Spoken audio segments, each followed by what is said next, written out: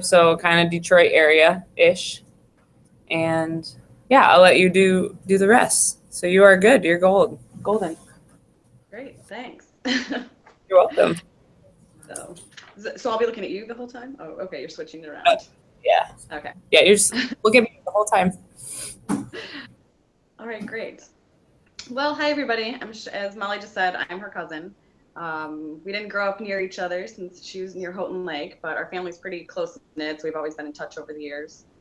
And even now, when we live far apart, we stay in touch pretty often. I was really excited when she asked me to speak to you guys. I've done my best to answer some of the questions that she sent me, but if everybody has more questions, I'm happy to answer those as we go on too. Just to give you some background on me, I'm currently 33 years old. I'll be 34 next month. I currently live in an apartment in Medford, Massachusetts by myself.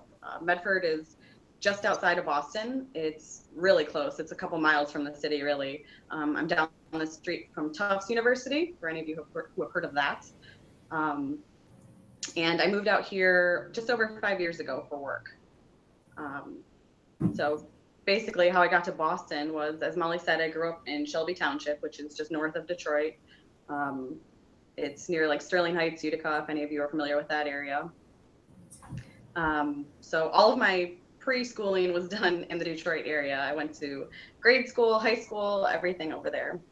I went to Oakland University after I got out of high school, and I did my law school at the University of Detroit Mercy School of Law.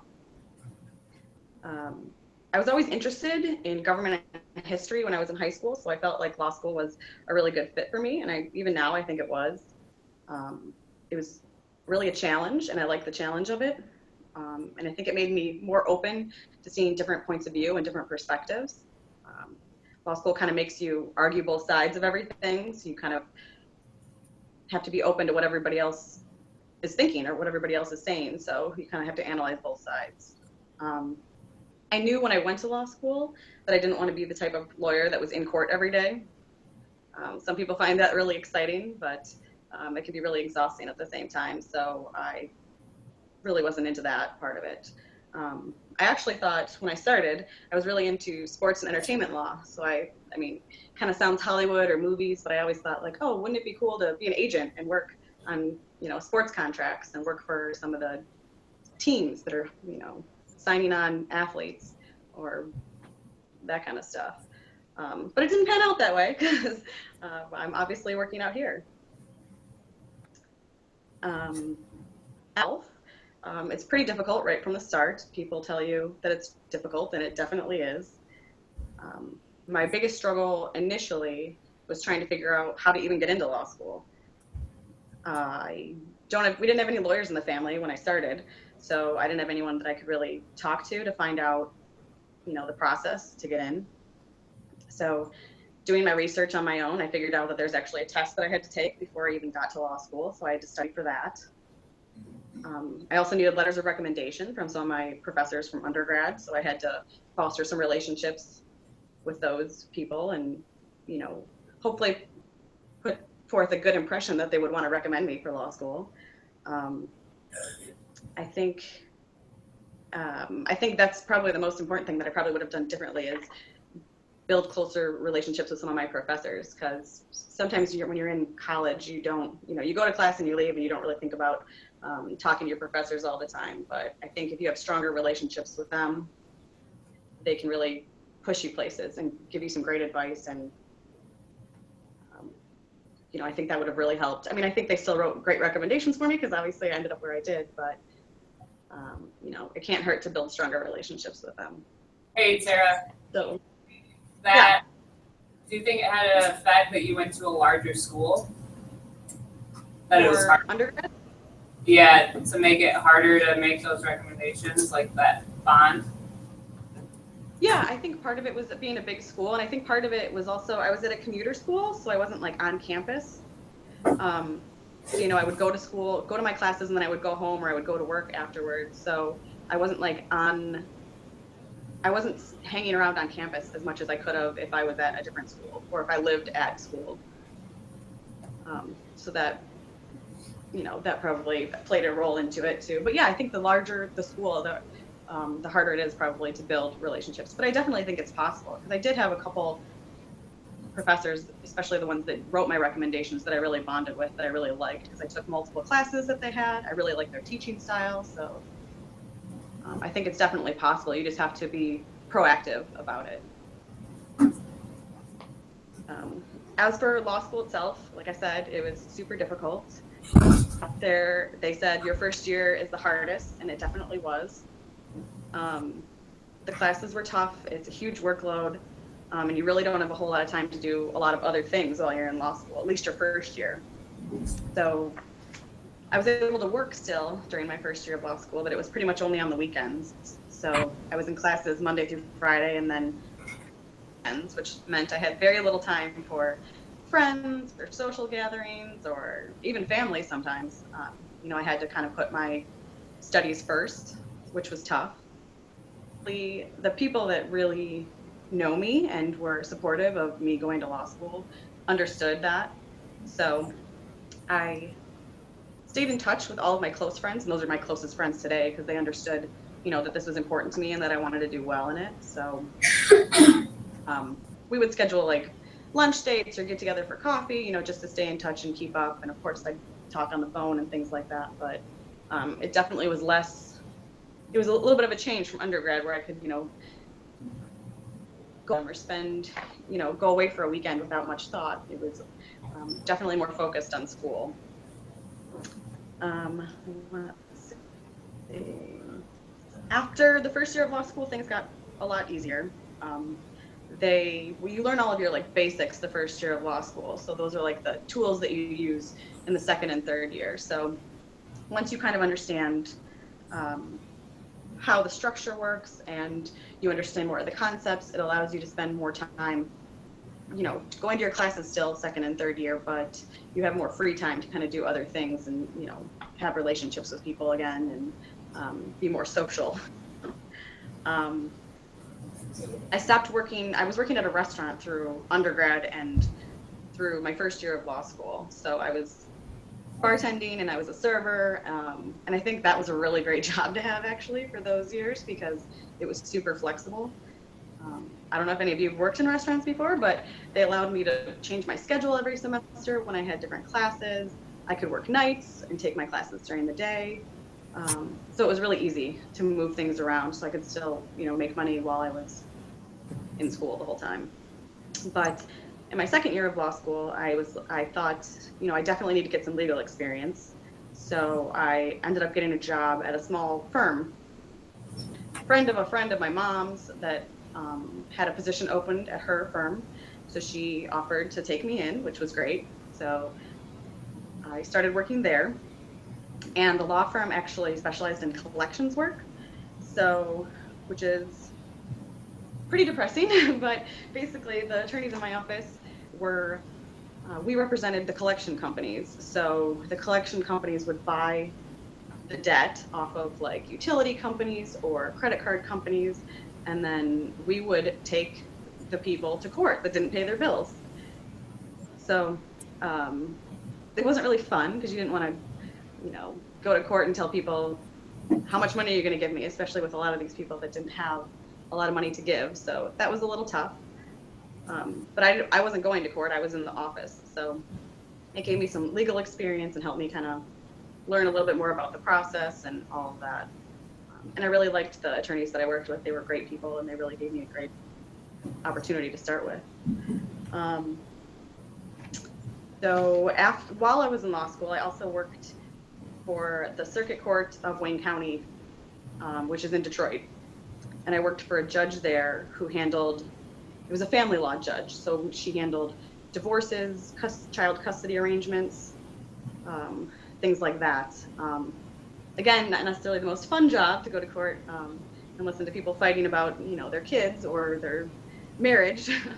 But it was definitely interesting to sit in a courtroom, these attorneys come in and make their arguments and make their case. It really gave me a lot of firsthand experience. So those are my first two introductions to legal work while I was in law school. Once I finished law school, I took the bar exam in July of 2009. And for those of you that don't know, the bar exam is a 2-day test, and it's given every year in February and July. And you basically, everyone in Michigan that wants to be an attorney in Michigan has to go to Lansing. That's where they offer the test. So you spend the night there and you do 2 days of testing, full days. So it's kind of a long, long process. But once you're done, you have to wait until about October, November to get your results back. So it's a long process even then of waiting to find out if you were good enough, basically. So after I finally got my results and I found out that I passed, which was great. And then I started looking for work. So this was, like I said, 2009. So it was difficult in Michigan because we were in the middle of a recession. So there's a lot of people losing their jobs and losing their house and really struggling to find work. So I was applying for all kinds of things in Michigan, anything that I thought I qualified for. And I had some interviews and I had some leads and it sounded promising, but nothing really panned out. So my father is a retired United States postal worker. And so he's worked for the federal government, or he worked for the federal government for years, I should say. So he encouraged me to apply for a federal job to work for the federal government. And I thought, okay, I can try that out. So I started applying online for pretty much anything I qualified for the federal government.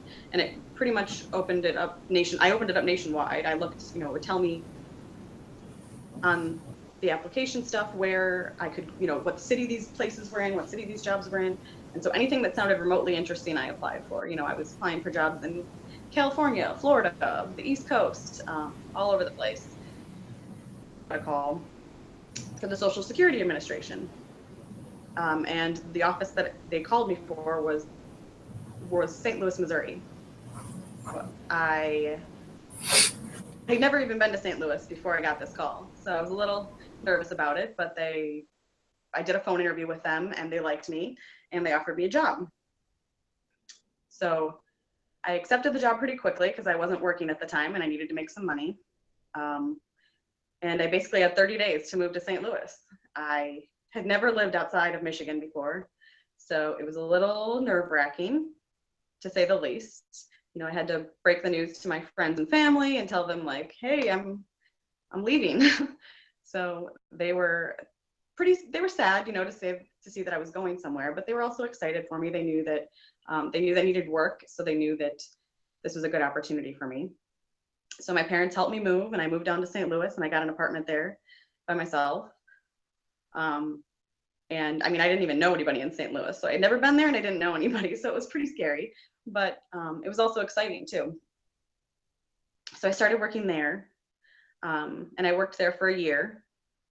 And then they opened an office just outside of Boston, Massachusetts, about a year later. And I knew one of the supervisors in that office. So I applied for the job out here and I got it. So like I said, 5 years ago, I moved out here. So in order to explain kind of what my job is now, I'll kind of explain what my agency does. I work for the Social Security Administration Office of Disability Adjudication and Review, which is a huge, long title, which probably doesn't mean anything to most of you. Basically, what we do is it's a hearing office that I work in. We have 7 judges in my office, and the judges decide whether people qualify for Social Security disability benefits. So we have hearings almost every day where people come in, the general, everyone from the public comes in that has applied for benefits, and they have to explain why they can't work. And usually it's because of a physical or mental condition that prevents them from working. So it can be anything from, a back issue that's gone, their back's given out on them, or it could be cancer. It could be, it could be a whole list of mental or physical conditions that can prevent someone from working. So we see people of all ages too. We see children come in all the way up to, full-blown adults. And there's certain guidelines that the judges have to follow in order to determine whether or not someone qualifies for disability benefits. So they listen to what these people have to say and then they make a decision.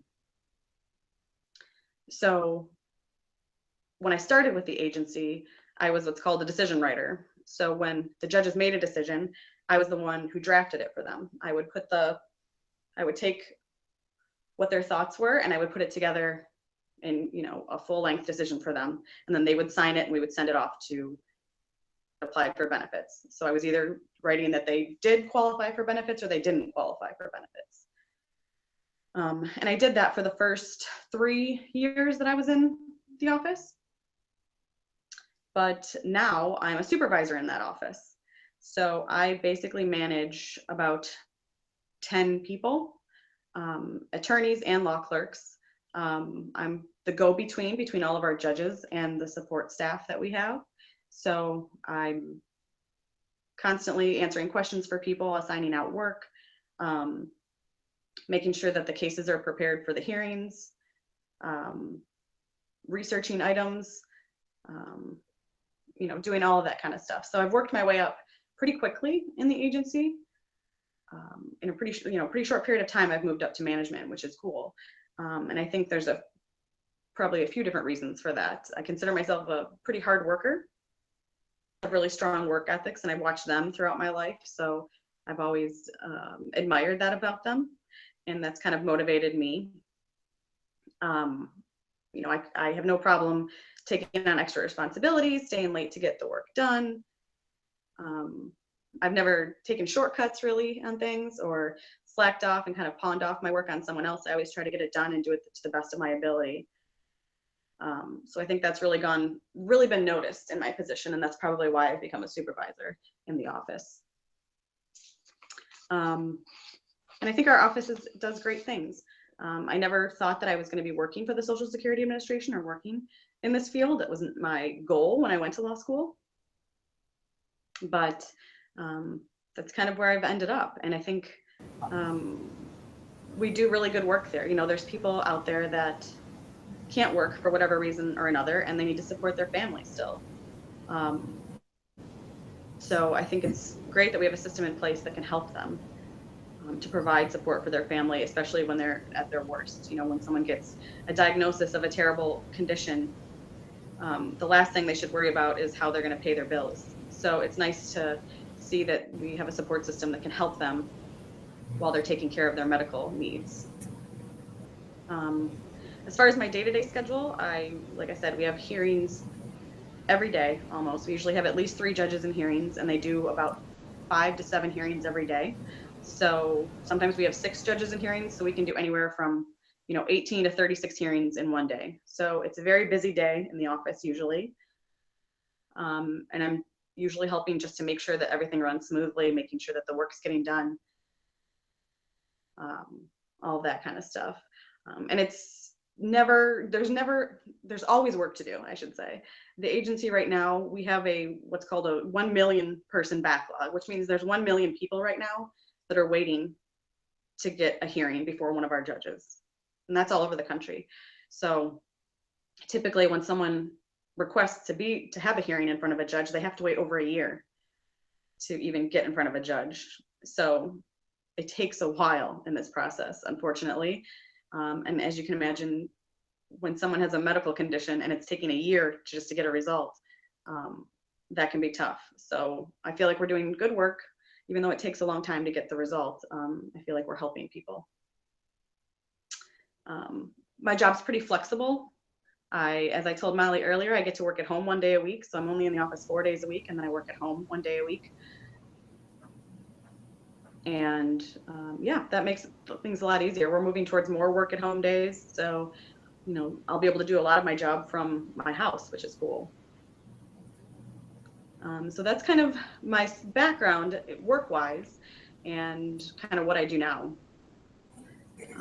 When I'm not at work, I know some of you are asking what I do in my spare time. I try to work out a lot, try to get some exercise in. I work at a desk most of the time, so it's very sedentary. I'm sitting around almost all day.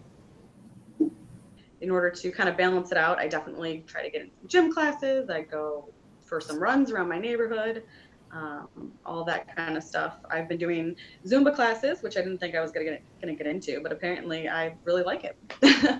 And I also do Tabata classes, which I'm not sure if anybody knows what that is, but it's interval training.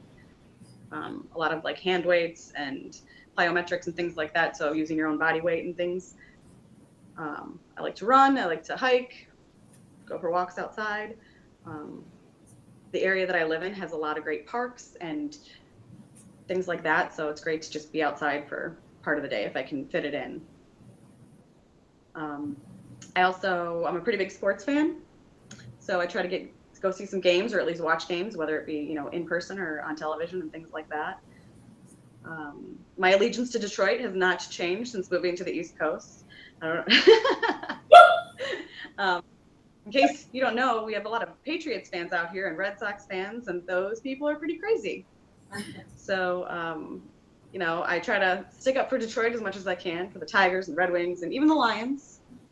You know, everybody in my office knows I'm a Detroit fan, so they make sure to come talk to me every time my team wins or loses. And, you know, and if we're playing one of the Boston teams, everyone's sure to give me some smack to me, you know, during the day.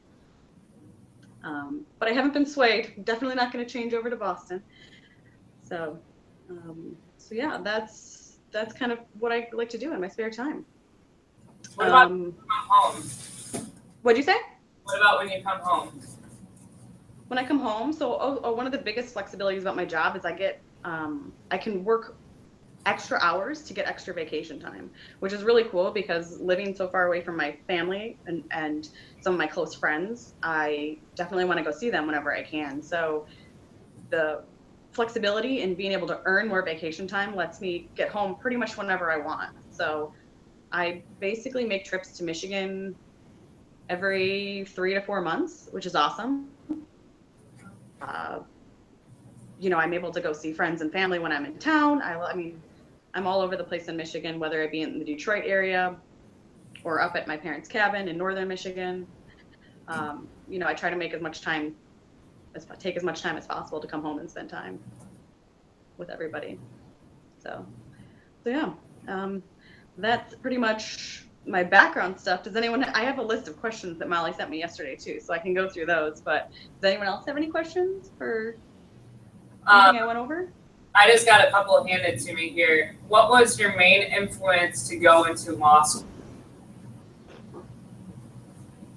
I think my influence was probably the challenge of it. I really liked, like I said, government and history and politics. Like I liked studying that in school. I thought it was interesting. I thought, you know, a lot of those classes you learn about people that have really changed the dynamic of our country and have really done some powerful things. And I was always interested in that. I also did really well in those classes. Like I said, I was super interested in them. So that kind of initially piqued my interest of going to law school.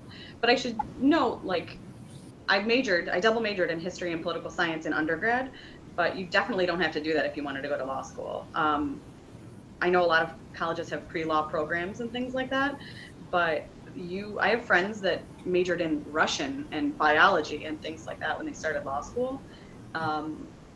And the law schools actually really liked the diversity of that. They liked not having everybody be majored in pre-law because it kind of gives you a little bit more of a diverse background with everybody coming in. So it's kind of nice to know that you don't have to necessarily study government and politics if you want to go to law school. You can definitely study something else.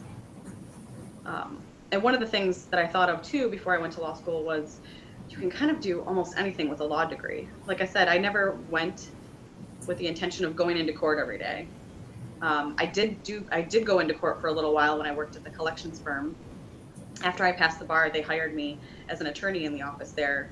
So I was going to court every day for them for a little while. And it was very busy and chaotic. And some people get a thrill out of going into court every day and, you know, arguing for their client.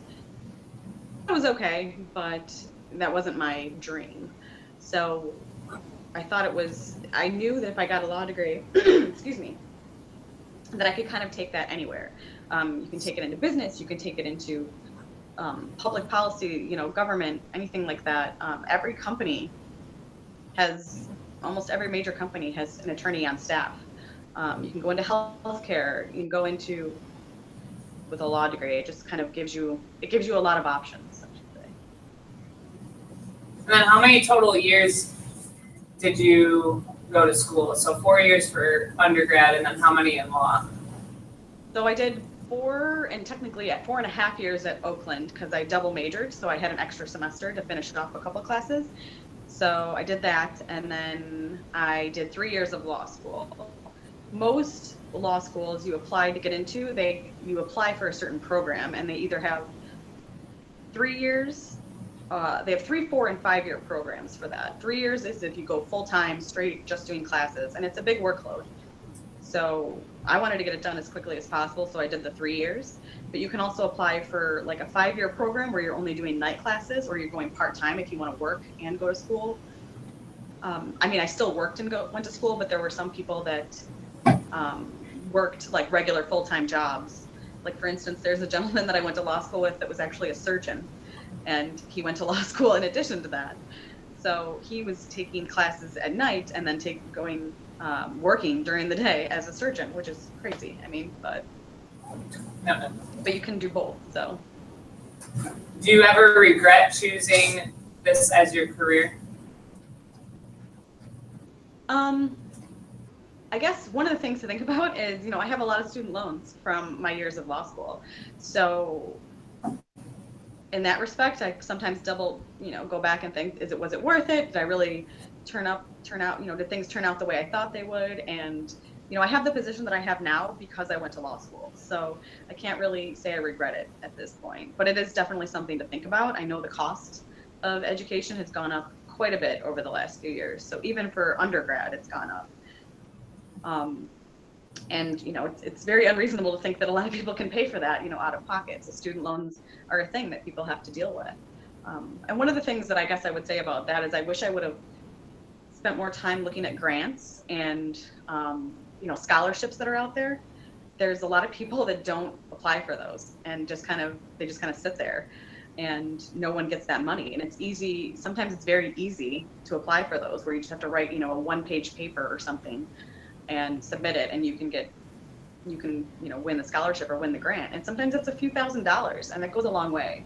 I wish I would have done more of that back then, because it would have definitely helped out. But one of the things too is currently the federal government has a program where if you're working for the federal government for 10 years, they'll pay off the rest of your student loans. So it's considered a public service, to encourage people to get into public service. So when you work for the federal government, or say you work for a nonprofit or something like that, and if you work for 10 years, they'll pay off all of your student loans. So so that's also part of the reason that I don't regret it, because I'm about halfway through. I've paid my student loans for about 5 years, just about almost 6 years now. So I'm over halfway through. So I know that in a few years, my student loans will be paid off, and that'll be a huge relief and make things easier. Hear ya. Do you ever want to move back? I don't know. I think I would move back to Michigan. I really like Michigan. I have tons of family and friends there. I think it's a great state. I think there's tons to do. It's a beautiful state. There's so many things to see and do just in the state of Michigan. And so I would totally do it, I think, at some point. I don't really have a plan at this point to move back, but if an opportunity opened up, I could definitely see myself moving back. The one thing that's nice with working for the federal government also is, it's nationwide. There's Social Security offices all over the country. So it's a little bit easier to move around without having to, totally find a new job or, pick up and start over, basically. So that's nice. Do you have more questions, or do you want me to go through the list that you sent me yesterday? Any more questions, girls, off the bat? Anything? Don't ask embarrassing stories.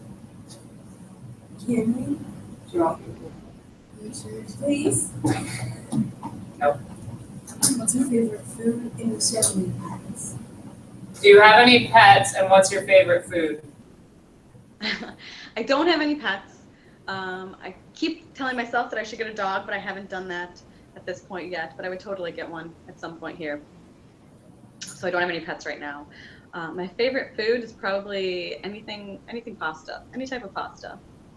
Same. Anything else?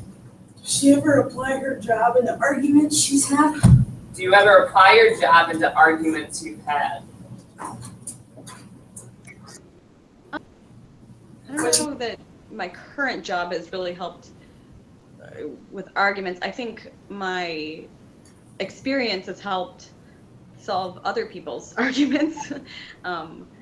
One thing that I get a lot of is when people find out you're an attorney, they have a lot of questions about various legal issues that they're dealing with. So sometimes I'll be talking to someone and they'll be like, "Oh, you're an attorney, so I have a question about some random, lawsuit that I'm involved in."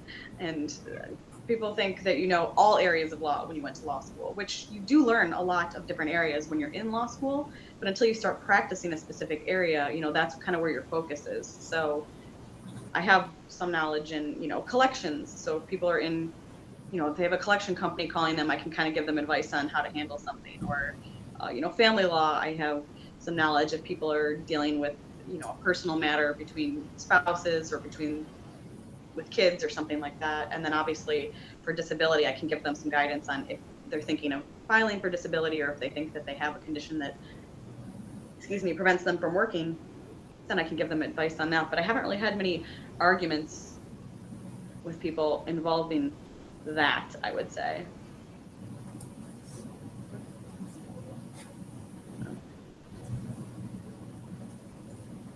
I guess if there's some questions on there you haven't answered, they're pretty random. But. Well, yeah, I know. That's why I listed them out here. I was just going to go through them on my phone and then I have my answers. So the first question was, did something happen growing up in your city that made you want to become a lawyer? I said no. Like I said before, I always just liked history and politics, debating.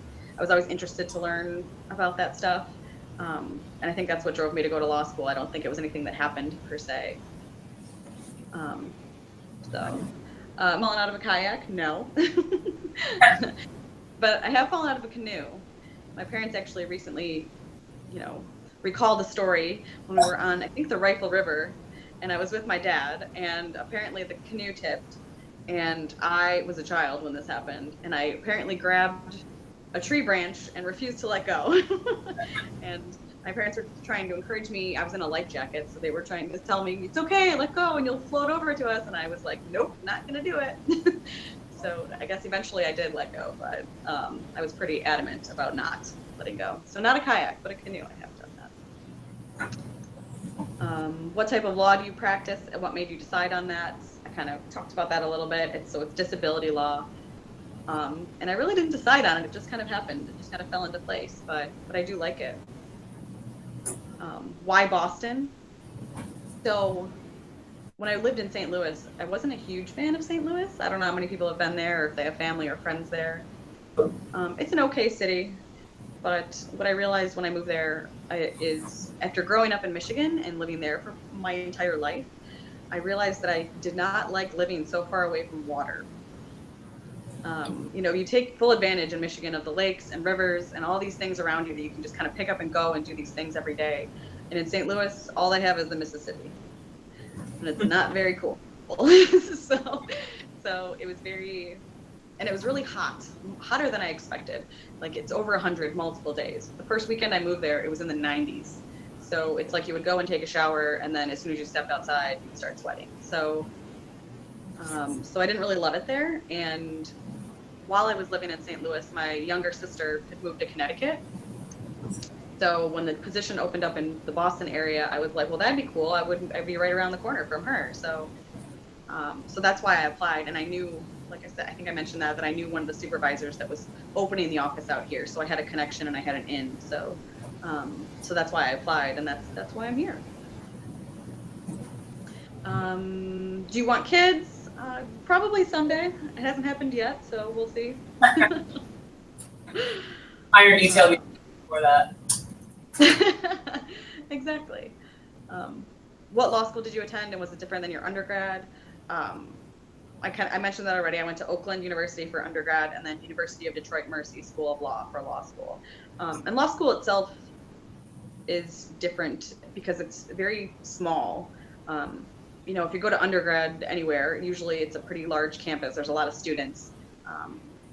But for law school, they only admit so many people for each class. There's only a few hundred people that come into the law school. So it almost starts to feel like high school again when you're in law school. Everybody kind of knows each other, and you spend so much time in law school, like in the library studying or in the cafeteria and things like that, that it becomes very collegial. Like you become very close with everybody that you go to law school with, which is pretty cool. Undergrad can be a little overwhelming with so many people being on campus, but it's nice to have that closeness. And I still keep in touch with a lot of different people from law school, which is cool because you never know when you might have a question about some other type of law. And I have friends that practice all different kinds of things. So it's cool. What's your favorite type of exercise to keep you healthy?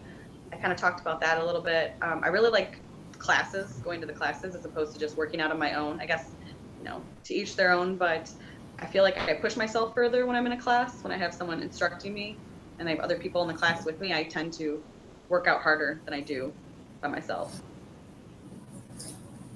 So, do you like Boston cream pies? They're okay. I've had some. I don't mind them. There's actually a hotel in downtown Boston where they were created, and it's supposed to be like the most amazing Boston cream pie ever. But I haven't checked it out yet, so I can't really comment on that. In your city, where is your favorite place to go?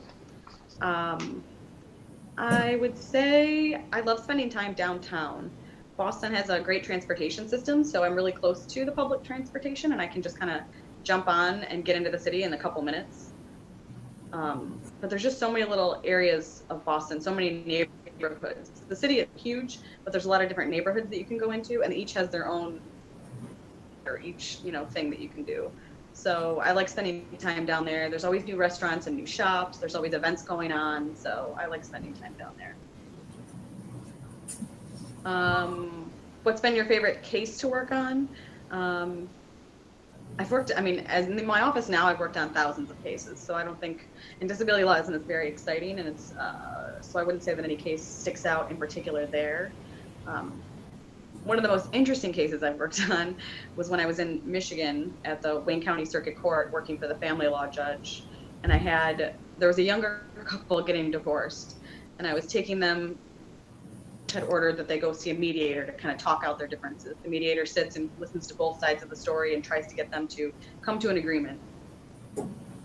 But neither one of them wanted to speak to each other, of this couple. Neither one of them wanted to speak to each other. They didn't trust one another. They didn't want to sit with the mediator. So we were going back up to the courtroom, and they were in the elevator about magnets, like refrigerator magnets, which was crazy to me. I just thought to myself, is this really that important to you?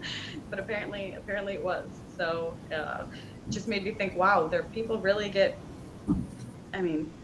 really crazy when it comes to like divorces and things like that. So that's probably one of my most memorable cases, but I don't know if it's been my favorite case to work on, but it's definitely memorable. My favorite TV show right now, I like How to Get Away with Murder. I think that one's fun, so I've been following that. I also like Top Chef. That starts up again, watching that one. I have a group of friends here that we get together to watch episodes of Top Chef, and we order takeout and get together to watch and make our opinions known about all of the contestants. Let's see. And my dream vacation, I would say, is Australia and New Zealand. So those are definitely high on my bucket list. Let's do Australia. That one's on mine too. I would totally do that. So You don't go to Australia. Huh?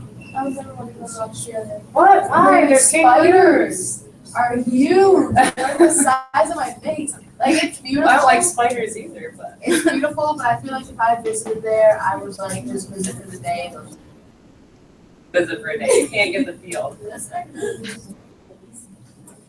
So yeah, I think I answered all the questions that you had set up. Does anybody have any other questions for me? Any other ones out here though? How do you balance now living in a different state, one that you like a little bit better, but how do you balance your busy day with still being able to work out also your relationships with your friends. And I mean, you're home a lot and you're able, I mean, you talk to mom and dad and Aaron multiple times, you know, like how does that all work? How do you do that?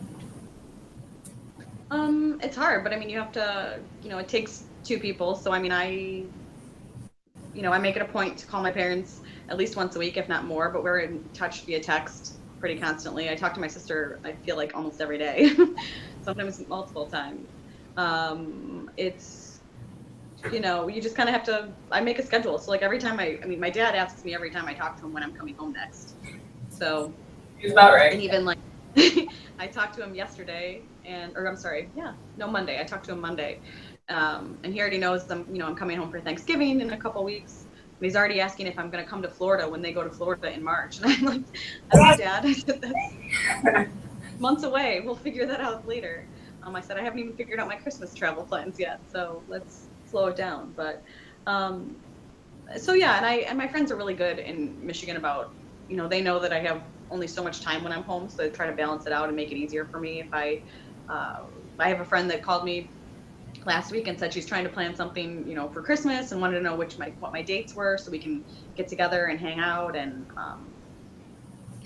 do that. So I try to split it up between as much as I can. But I mean, it takes two people. I have a couple friends that live out of state, not even in Michigan, you know, that I have to go visit too. So I kind of like just have to, you know, make the effort. You have to make sure you stay connected and make the effort to reach out on both sides. And sometimes the easiest thing to do is phone dates too. So I have friends that I know they're busy. I know I'm busy. So I say, "Hey, what day are you free this week? Let's do a phone date on whatever day and let's talk, let's chat." You know, things like that. And that's kind of how I keep in touch with everybody.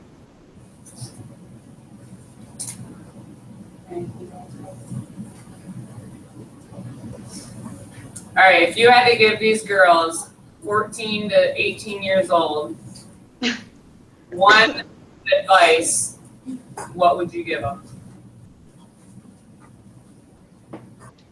I would say probably probably go for it. Whatever it is that you want to do or whatever it is you think you're good at, like the possibilities are endless.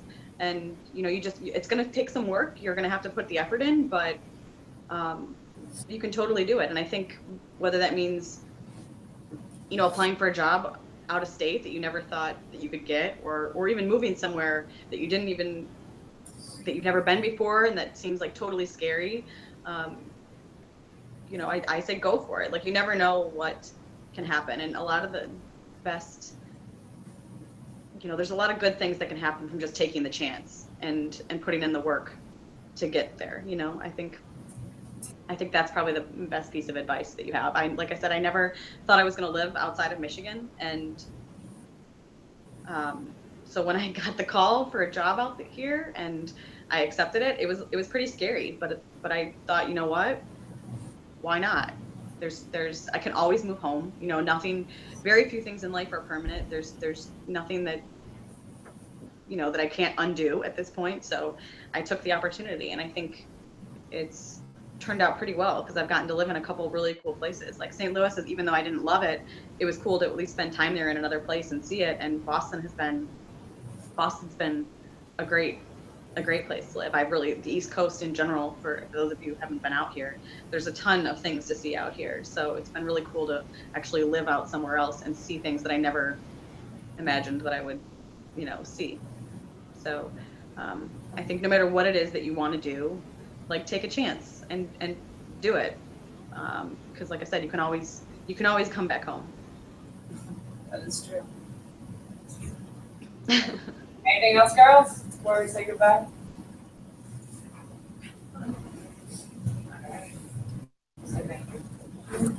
Thank you. Out of You're here. welcome.